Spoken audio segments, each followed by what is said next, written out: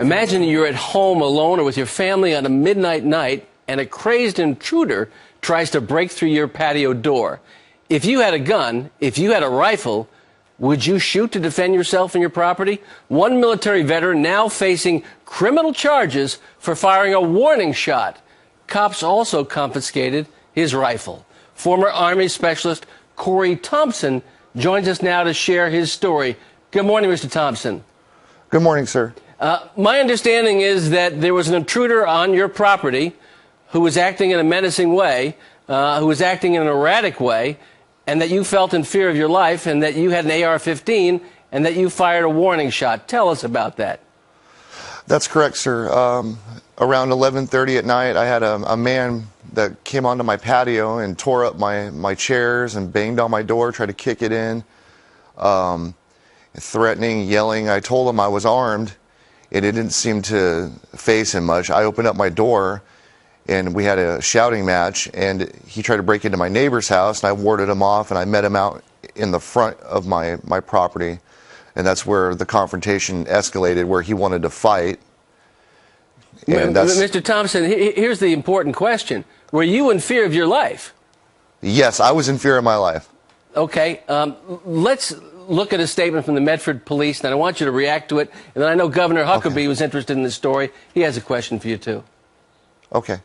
There's nothing that the suspect was doing that was aggressive enough to justify the shooting. What do you say to that, Mr. Thompson? Well, I think that's false, because everything that the suspect did was aggressive. He tried to bang on my door. He smashed up my patio furniture. He threatened me several times. So if that's not aggressive, then I don't know what aggressive is then. You know, it looks like, Corey, you were well within your rights to defend yourself and your property, and you're certainly under threat. I think you need to call Joe Biden to your defense, because he was the one who suggested to his own wife that she step out on the balcony and fire a couple of shots to scare off somebody. So if that's the advice that the Vice President of the United States is given, I hope your defense attorney will call him as a material witness.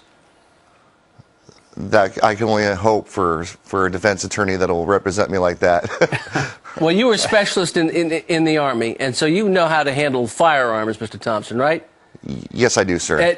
Did you think at any time that after you fired a warning shot in order to scare this intruder off, even though you may have arguably had a right to actually shoot at the intruder, did you think that somehow that you would become the perp, that you would become the criminal in Medford, Oregon, and not the man who was acting in an aggressive way, putting you in fear of your life?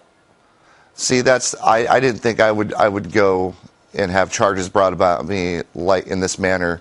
This is a multiple felon that's been charged with breaking and entering burglary before, and a slew of other crimes. And he's on the street, or he will be on the streets eventually, and they will put me in jail, I imagine. Well, Mr. Thompson, we wish justice for you.